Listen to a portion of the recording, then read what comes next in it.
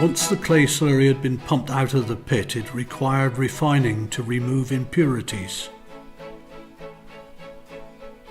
Two of the main impurities are sand and mica.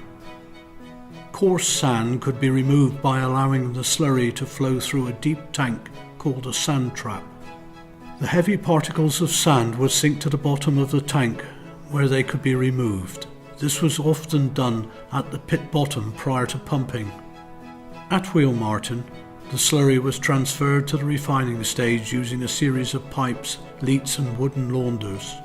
When the slurry arrived at the refining stage, it still contained fine particles of sand and even finer particles of mica.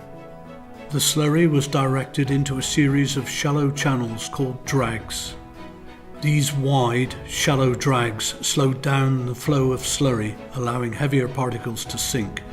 Fortunately, clay particles are lighter than sand and mica, so the clay flowed onwards. At Wheelmartin, clay slurry passed first through the sand drags to remove any remaining sand. A concentric arrangement allowing one sand drag to be cleared of deposited sand while maintaining a constant flow in another.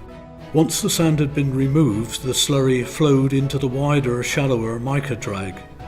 The mica drag had many channels and several levels for collecting mica particles.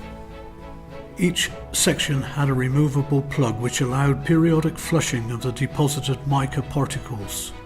A special tool called a shiver was used to clear out the channels.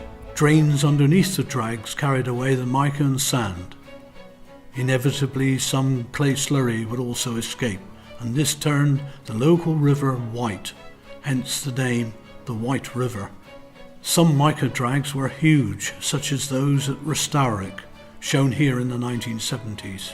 Today, sand is removed using bucket wheel classifiers in the pit, and mica is removed with cyclones.